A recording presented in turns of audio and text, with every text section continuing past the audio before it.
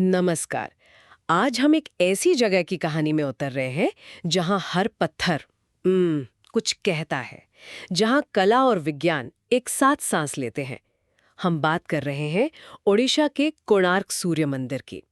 जरा सोचिए, एक विशाल पत्थर का रथ और उसे घोड़े खींच रहे हैं। पूरा का पूरा ढांचा सूर्यदेव को समर्पित। ये सिर्फ एक मंदिर नहीं है, बल्कि प्राचीन भारत की इंजीनियरिंग, खगोल विज्ञान और कला प्रतिभा का आप कहें तो जीता जागता प्रमाण है। बिल्कुल।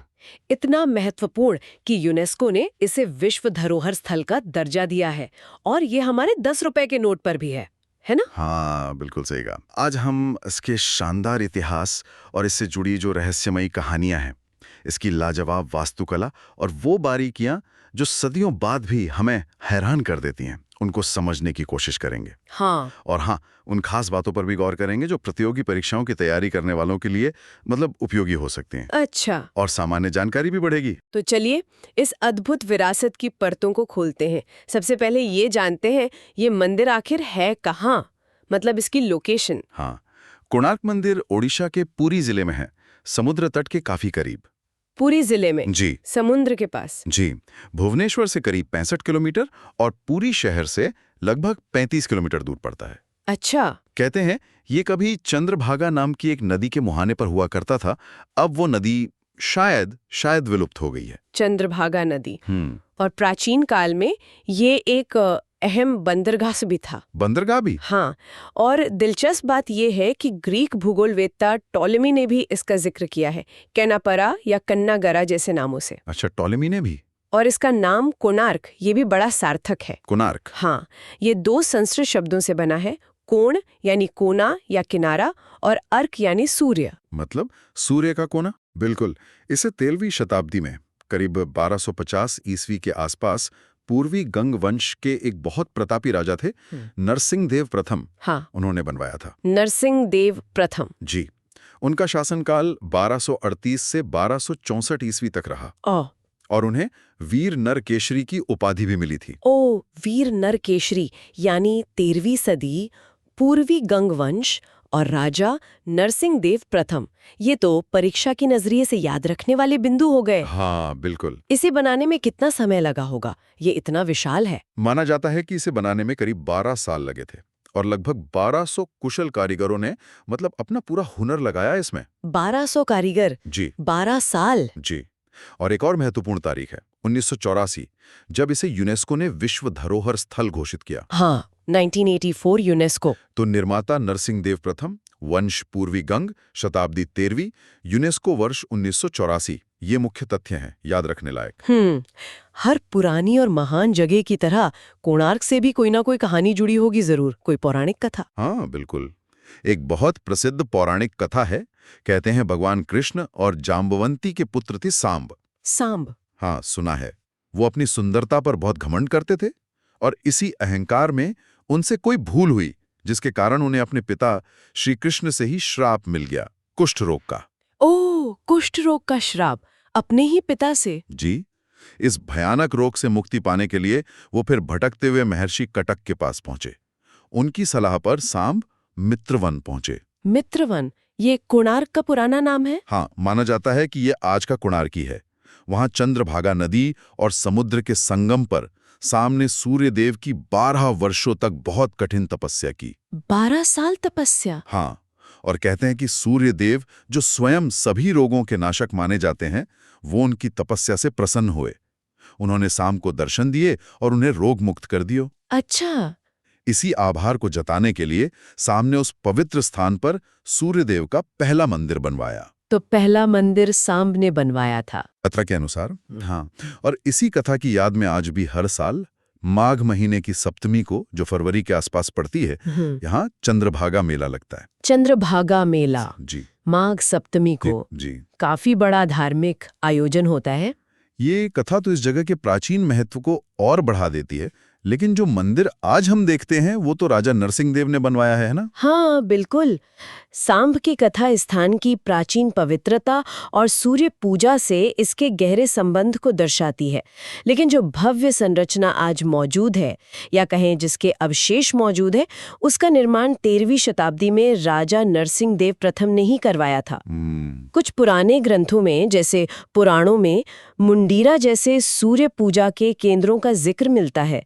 संभव है कि ये कोणार्क का ही पुराना नाम रहा हो। अच्छा, अब आते हैं उस चीज पर जो कोणार्क को सबसे अलग बनाती है, इसकी बनावट। ये किसी आम मंदिर जैसा नहीं है, बल्कि सूर्यदेव के एक विशाल रथ के रूप में बनाया गया है। हाँ, ये कल्पना ही कितनी अद्भुत है। पत्थर का एक चलता हुआ रथ। सही कहा, ये इसकी सबसे बड़ी विशेषता है। इस विशाल रथ को खींचते हुए 7 घोड़े सामने की ओर दिखाए गए हैं। 7 घोड़े? हाँ, अब इन 7 घोड़ों का क्या मतलब है, इस पर कई व्याख्याएं हैं। मैंने सुना है, कुछ लोग कहते हैं ये सप्ताह के 7 दिन हैं। हाँ, ये सबसे आम व्याख्या है। कुछ विद्वान इन्हें संस्कृत काव्य के 7 छंदों यानी मीटर से जोड़ते हैं। और एक बहुत ही रोचक व्याख्या ये भी है कि ये घोड़े सूर्य के प्रकाश के 7 रंगों का प्रतीक हैं। 7 रंग? वाइब ज्योर वाले, बैंगनी, नीला। हाँ, बैंगनी, नीला, आसमानी, हरा, पीला, नारंगी, लाल। ये तो कमाल की बात है। मतलब न्यूटन के प्रकाश के वर्णक्रम की खोज से सदियों पहले भारत में ये समझ मौजूद थी। बिल्कुल, ये प्राचीन भारत के ज्ञान की गहराई की ओर इशारा करता है। गजब। और सिर्फ घोड़े ही नहीं, इस रथ में 12 जोड़ी यानी कुल 24 विशाल पहिए भी लगे हैं। 24 पहिए? हाँ, जो इसकी भव्यता को और बढ़ाते हैं। 12 जोड़ी पहिए? क्यों? इसका भी कोई खास मतलब होगा? साल के 12 महीने जैसा कुछ? संभवतः 12 जोड़ी पहिए साल के 12 महीनों का प्रतीक हो सकते हैं, या फिर दिन के 24 घंटे। ये पूरी संरचना आप देखें तो समय और ब्रह्मांड की गति को दर्शाती हुई लगती है। ये मंदिर किस शैली में बना है? देखने में तो उत्तर भारत के मंदिरों जैसा लगता है, पर कुछ अलग भी है। आपने सही पहचाना, ये कलिंग वास्तुकला का मतलब सबसे बेहतरीन उदाहरण माना जाता है। कलिंग वास्तुकला? हाँ, कलिंग शैली नागर शैली की ही एक क्षेत्रीय उपशैली है, जो खास तौर पर उड़ीसा में विकसित हुई। अच्छा, नागर की ही उपशैली। जी, इसके मुख्य हिस्से थे, पहला देउल या बड़ा देउल, ये रेखा देउल प्रकार का था। ये मुख्य गर्भगृह था जहां आराध्य देव की मूर्ति स्थापित होती थी। गर्भगृह? इसका शिखर अब ढह चुका है, पर अनुमान है कि यह करीब 229 फीट ऊंचा रहा होगा। 229 फीट? यानी आज की करीब 20-22 मंजिला इमारत जितना ऊंचा। हाँ, उस जमाने के हिसाब से ये बहुत ऊंचा था। बिल्कुल। दूसरा मुख्य भाग है जगमोहन या मुखशाला। जगमोहन, सभा मंडप। हाँ, सभा मंडप। ये पीड़ा देउल शैली में बना है। यहीं भक्त इकट्ठा होते थे। यही हिस्सा आज काफी हद तक सुरक्षित बचा हुआ है। हाँ, ये तो दिखता है तस्वीरों में। और इसकी ऊंचाई लगभग 128 फीट है। इसके अलावा एक नट मंदिर यानी नृत्य मंडप और एक भोग मंडप यानी प्रसाद घर भी इस परिसर का हिस्सा थे। नट मंदिर और भोग मंडप, ठीक है।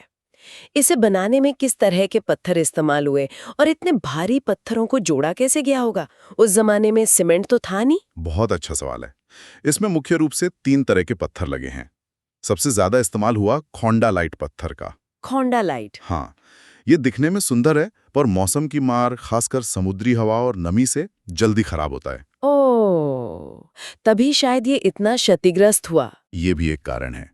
नींव और कुछ हिस्सों में लेटराइट पत्थर लगा है, और दरवाजों की चौखटों, मूर्तियों की बारीक नक्काशी के लिए हरे रंग के सुंदर क्लोराइट पत्थर का प्रयोग हुआ है। क्लोराइड? हाँ, हरे रंग का? जी, और जोड़ने की तकनीक वाकई लाजवाब थी। जैसा आपने कहा, सीमेंट या चूना पत्थर का इस्तेमाल नहीं हुआ।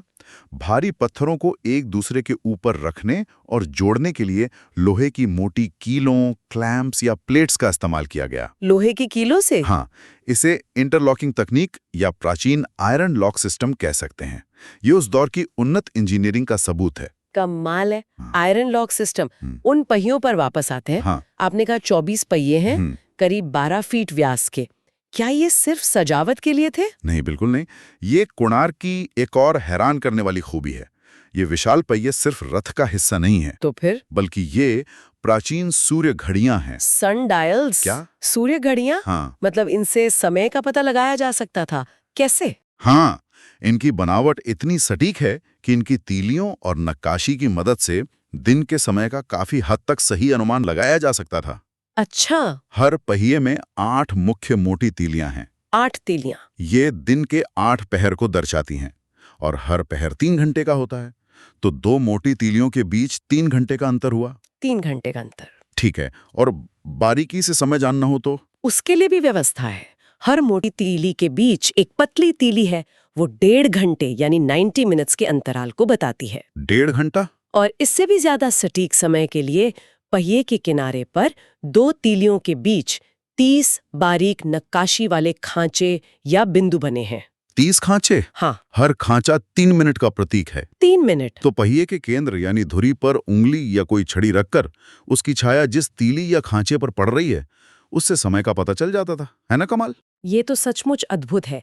इंजीनियरिंग और खगोल विज्ञान का ऐसा संगम, ये पहियों का सूर्य घड़ी के रूप में काम करना, परीक्षा की दृष्टि से भी एक बहुत महत्वपूर्ण बिंदु है। बिल्कुल बिल्कुल। और सिर्फ पहिए ही नहीं, पूरे मंदिर पर नीचे से ऊपर तक हर इंच पर अविश्वसनीय नक्काशी की गई है। क्या कुछ खास है इस नक्काशी में? इसमें विविधता ही इसकी खासियत है। आपको हिंदू देवी देवताओं की मूर्तियां मिलेंगी, सूर्य देव के कई रूप, विष्णु, शिव, दुर्गा, खासकर महिषासुरमर्दिनी रूप में। इंद्र, अग्नि जैसे वैदिक देवता भी हैं। फिर अनराड़ा जीवन के अनगिनत दृश्य हैं। अनराड़ा जीवन जैसे? जैसे शिकार करते राजा, सैनिकों की परेड, नाचते गाते लोग, आम लोगों की दिनचर्या, गुरु शिष्य, परिवार के चित्र, बाजार के दृश्य, ये सब उस समय के समाज और जीवन को दिखाते हैं। अच्छा। जानवरों की नक्काशी भी लाजवाब है। सिर्फ मंदिर के आधार की पट्टी पर ही करीब 2000 हाथियों को अलग अलग मुद्राओं में उकेरा गया है। 2000 हाथी? हाँ, शेर, घोड़े, पौराणिक जीव जैसे गज सिंह, आधा शेर आधा हाथी, और बहुत ही जटिल ज्यामितीय पैटर्न भी हर तरफ दिखाई देते हैं। मैंने सुना है कि यहाँ कुछ ऐसी मूर्तियां भी हैं जिन्हें लेकर काफी बहस होती हैं। हाँ, आप शायद कामुक मूर्तियों यानी मिथुन मूर्तियों की बात कर रही हैं। हाँ, वही। ये मूर्तियां भी मंदिर की दीवारों पर, खासकर दूसरे स्तर पर, काफी संख्या में मिलती हैं। ये जीवन, सृजन, उर्वरता और संभवतः उस समय प्रचलित तांत्रिक परंपराओं का प्रतीक मानी जाती हैं। तांत्रिक परंपराएं? ऐसा कुछ विद्वान मानते हैं। हालांकि औपनिवेशिक काल में इन्हें आलोचना का शिकार होना पड़ा, लेकिन ये भारतीय मंदिर स्थापत्य कला का एक अभिन्न अंग रही हैं, जो जीवन के सभी पहलुओं, धर्म, अर्थ, काम, मोक्ष को स्वीकार करती हैं। कोणार्क की भव्यता के साथ साथ इससे जुड़े रहस्य और किंवदंतियां भी कम रोचक नहीं हैं। एक कहानी जो मैंने सबसे ज्यादा सुनी है वो है मंदिर के शिखर पर लगे एक बहुत बड़े चुंबक की। हाँ, ये कहानी बहुत मशहूर है। कहा जाता है कि मंदिर के मुख्य शिखर मतलब देउल के ऊपर एक बहुत शक्तिशाली चुंबक लगाया गया था, करीब 52 टन वजनी। 52 टन? जी, और इसी चुंबक के खिंचाव के कारण गर्भगृह में रखी सूर्य देव की मुख्य मूर्ति, जो अष्ट धातु की बनी थी, वो हवा में तैरती हुई प्रतीत होती थी। हवा में तैरती मूर्ति?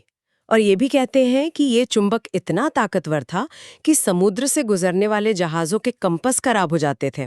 किंवदंती तो यही कहती है कि चुंबक के प्रभाव से जहाजों के दिशा सूचक यंत्र सही दिशा नहीं दिखाते थे और कई बार जहाज अनियंत्रित होकर तट की ओर खींचे चले आते थे और चट्टानों से टकरा जाते थे। ओह! इसी वजह से कहते हैं यूरोपियन नाविकों ने इसे ब्लैक पगोड़ा कहना शुरू कर दिया, एक काला खतरनाक ढांचा। Black pagoda? क्या इस चुंबक वाली बात का कोई सबूत है? देखिए, ये कहानियां सुनने में बहुत रोमांचक लगती हैं, लेकिन इस विशाल चुंबक के होने या उसके कारण मूर्ति के हवा में तैरने का कोई पुख्ता पुरातात्विक या ऐतिहासिक प्रमाण अब तक नहीं मिला है। अच्छा। ब्लैक पैगोडा नाम शायद मंदिर के गहरे रंग के कोंडालाइट पत्थर के कारण भी पड़ा हो सकता है, जो दूर समुद्र से नाविकों को एक काले स्तूप या पैगोडा जैसा दिखता था और एक लैंडमार्क का काम करता था। ये भी हो सकता है। लेकिन हाँ, चुंबक वाली कहानी मंदिर के पतन से भी जुड़ती है। वो कैसे? कहानी के अनुसार जब पुर्तगाली नाविकों को इस चुंबक से परेशानी होने लगी तो उन्होंने इसे निकाल लिया या हटा दिया। पुर्तगालियों ने? ऐसा कहानी कहती है, और ऐसा करने से मंदिर का पूरा संतुलन बिगड़ गया। माना जाता था कि ये चुंबक लोहे की बीम और क्लैम्प्स को भी अपनी जगह पर थामे रखता था। ओह! तो वो आयरन लॉक सिस्टम, हाँ, शायद उससे जुड़ा हो। इसके हटते ही ढांचा कमजोर हो गया और धीरे धीरे ढहने लगा। ये एक थ्योरी है। एक और कहानी है जो बहुत दर्दनाक लगती है, मुख्य शिल्पी बिसु महाराणा के बेटे धर्मपद की। हाँ, ये कहानी भी कोणार्क से जुड़ी सबसे प्रसिद्ध लोक कथाओं में से एक है। बहुत दुखद। क्या हुआ था? कहते हैं कि जब मंदिर का निर्माण लगभग पूरा हो गया था, बस शिखर पर आखिरी पत्थर, जिसे कलश या मुकुट शिला कहते हैं, उसे स्थापित करना बाकी था। लेकिन कोई भी कारीगर उसे सही जगह पर नहीं बिठा पा रहा था।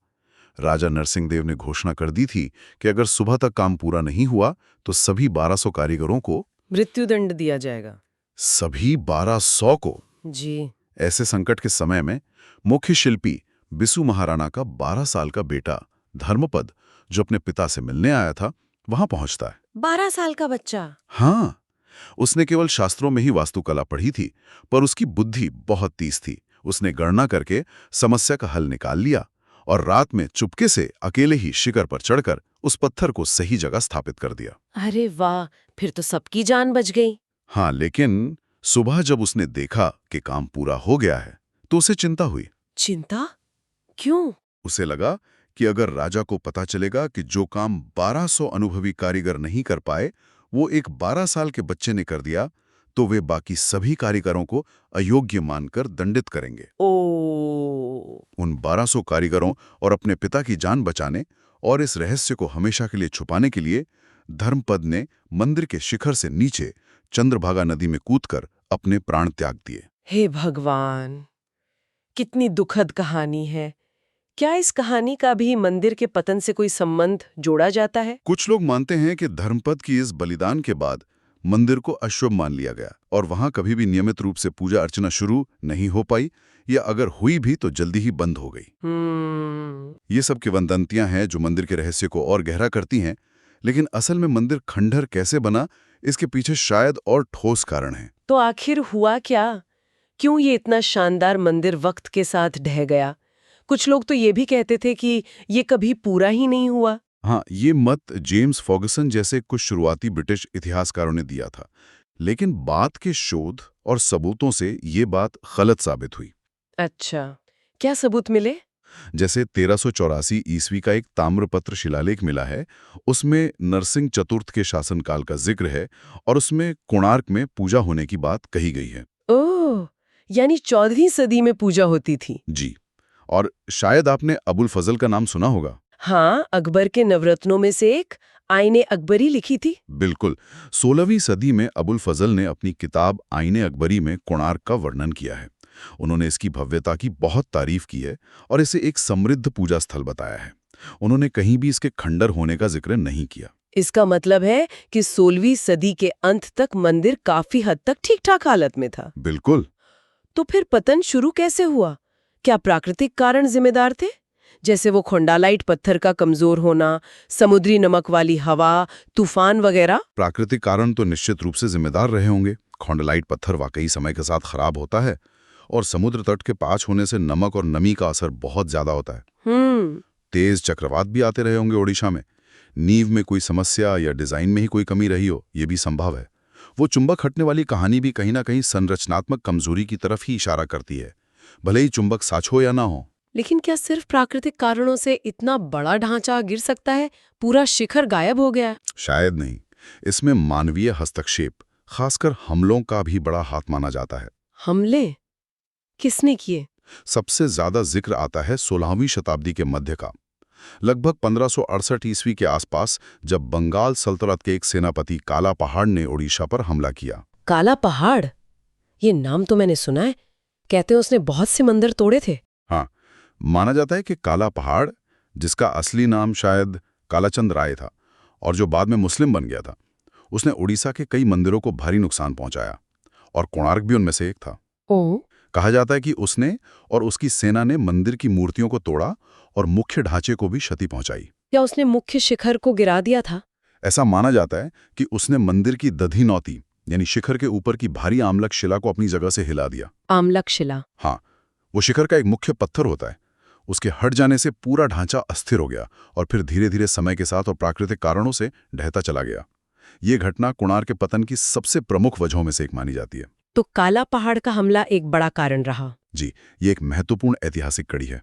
और मुख्य मूर्ति का क्या हुआ, वो जो शायद हवा में तैरती थी? जैसा कि हमने कहा, हवा में तैरने वाली बात शायद किंवदंती है, लेकिन हाँ, हमलों और असुरक्षा के कारण यह संभव है कि मंदिर के पुजारियों ने अष्टधातु की मुख्य सूर्य मूर्ति को गर्भगृह से हटा दिया हो। हटा दिया? कहाँ ले गए? पहले उसे कहीं रेत में छुपाया गया, और बाद में शायद पुरी भेज दिया गया। पुरी, जगन्नाथ मंदिर। हाँ, आज वो मूर्ति कहाँ है इस पर पक्के तौर पर कुछ नहीं कहा जा सकता। कुछ लोग मानते हैं कि वो पुरी के जगन्नाथ मंदिर परिसर में बने इंद्र मंदिर में है, तो कुछ दिल्ली के राष्ट्रीय संग्रहालय में रखी एक सूर्य मूर्ति को ही कोणार्क की मूल मूर्ति मानते हैं। अच्छा, ये पक्का नहीं है? नहीं, इस पर मतभेद हैं। मंदिर का एक और हिस्सा है जो अब कोणार्क में नहीं है, अरुण स्तंभ, वो सूर्य के सारथी वाला। हाँ बिल्कुल, अरुण स्तंभ जिस पर सूर्य देव के सारथी अरुण बैठे हैं, ये मूल रूप से कोणार्क मंदिर के मुख्य द्वार के सामने था, जगमोहन के सामने। तो वो अब कहाँ है? 18वीं सदी के अंत में मराठा शासन के दौरान एक मराठा साधु थे, ब्रह्मचारी गोस्वामी। उन्होंने इसे कोणार्क से हटवाकर पुरी के जगन्नाथ मंदिर के मुख्य पूर्वी द्वार यानी सिंह द्वार के सामने लगवा दिया। ओह, तो वो जगन्नाथ मंदिर के सामने जो स्तंभ है वो असल में कोणार्क का है? जी हाँ, वो आज भी वहीं खड़ा है। तो काला पहाड़ का हमला और अरुण स्तंभ का हटना, ये परीक्षा के लिए भी ध्यान रखने योग्य बातें हैं। इतने विनाश और उपेक्षा के बाद इसे बचाने के लिए भी तो कुछ किया गया होगा। हाँ, जब अंग्रेजों का शासन आया तो उन्हें इसकी ऐतिहासिक अहमियत समझ आई। जैसा हमने पहले जिक्र किया था, 1903 में। हाँ, 1903 में बंगाल के तत्कालीन लेफ्टिनेंट गवर्नर थे J.A. बॉडेलिन। उन्होंने एक महत्वपूर्ण कदम उठाया। जो जगमोहन यानी सभा मंडप काफी हद तक बचा हुआ था, उसे और गिरने से बचाने के लिए उन्होंने उसके अंदरूनी हिस्से को पूरी तरह रेत से भरवा दिया और सारे दरवाजे बंद करवा दिया। रेत से भर दिया? क्यों? एक तरह से अंदरूनी सपोर्ट देने के लिए, ताकि वो अंदर से ढह ना जाए। अच्छा, लेकिन मैंने हाल में पढ़ा कि उस रेत को अब हटाया जा रहा है। हाँ, ये एक ताज़ा घटनाक्रम है, बिल्कुल सही सुना आपने। क्यों हटा रहे हैं अब? लगभग 120 साल बाद हाल के वैज्ञानिक अध्ययनों में पाया गया कि अंदर भरी रेत समय के साथ नीचे बैठ गई है। नीचे बैठ गई? हाँ, जिससे ऊपर छत और रेत की सतह के बीच करीब 17 फीट का खाली गैप बन गया है। ओह, 17 फीट का गैप? जी, और विशेषज्ञों को लगा कि ये खालीपन अब ढांचे के लिए खतरनाक हो सकता है। इसलिए भारतीय पुरातत्व सर्वेक्षण यानी ASI ने सितंबर 2022 से एक बहुत ही सावधानी भरा और तकनीकी काम शुरू किया है। क्या काम? इस रेत को धीरे धीरे बाहर निकालने का। इसमें करीब 3 साल लगने का अनुमान है। 3 साल? मतलब ये बहुत ध्यान से करना पड़ रहा होगा। हाँ, बहुत जटिल प्रक्रिया है। अगर ये सफलतापूर्वक हो जाता है तो शायद सदियों बाद जगमोहन का अंदरूनी हिस्सा फिर से देखने को मिल सकेगा। अरे वाह, ये तो बहुत बड़ी बात होगी। हाँ, ये संरक्षण की दिशा में एक बड़ा कदम होगा। लेकिन संरक्षण अपने आप में एक लगातार चलने वाली चुनौती है। चुनौती कैसे? देखिए, ASI इसकी देखरेख करता है, पर कई बार मरम्मत के तरीकों पर सवाल उठते हैं। जैसे कहीं-कहीं सीमेंट का भद्दा इस्तेमाल पत्थर की सुंदरता को कम कर देता है। हाँ, वो तो है। हाल ही में संसद की एक समिति ने ASI में विशेषज्ञों की कमी और फंड के सही इस्तेमाल पर भी चिंता जताई थी। तो ये सब चुनौतियां हैं। क्या खुदाई में कुछ और भी मिला है कोणार्क में, मंदिर के आसपास? हाँ, पिछले कुछ दशकों में मुख्य मंदिर के आसपास खुदाई हुई है, जिससे कई और रोचक चीजें सामने आई हैं। जैसे मुख्य मंदिर के पीछे माया देवी मंदिर के अवशेष मिले हैं। माया देवी मंदिर? माना जाता है कि ये शायद कोणार्क के मुख्य मंदिर से भी पहले का, संभवतः 11वीं सदी का सूर्य मंदिर था। ओह, एक और सूर्य मंदिर? हाँ, एक छोटा वैष्णव मंदिर भी मिला है, जिसमें बलराम, वराह और वामन की मूर्तियां मिली हैं।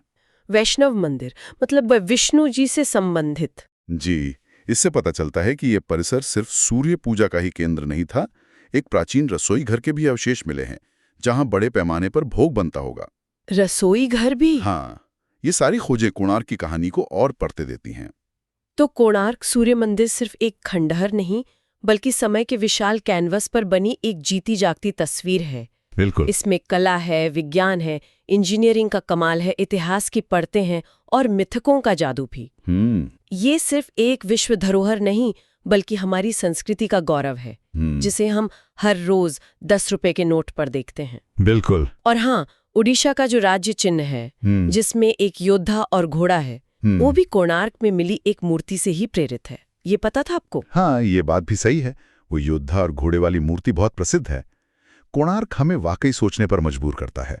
जिस सटीकता से यहाँ खगोल विज्ञान को वास्तुकला में ढाला गया, जिस बारीकी से पत्थरों को तराशा गया, वो प्राचीन भारत के ज्ञान और कौशल का अद्भुत प्रमाण है। सही कहा। ये सिर्फ पूजा का स्थान नहीं, ज्ञान और विज्ञान का भी केंद्र था। आज की इस बातचीत के बाद एक सवाल मन में उठता है क्या सवाल? कि कोणार्क जैसी जगहें हमें अपने अतीत के और किन खोए हुए या भुला दिए गए ज्ञान की याद दिलाती हैं। और ऐसी अनमोल धरोहरों को बचाकर रखना सिर्फ इतिहास को सहेजना नहीं है, बल्कि इससे हम भविष्य के लिए क्या सीख सकते हैं। हाँ, ये सोचने वाली बात है। इन धरोहरों से सीखना भविष्य के लिए, इस पर सोचना वाकई जरूरी है।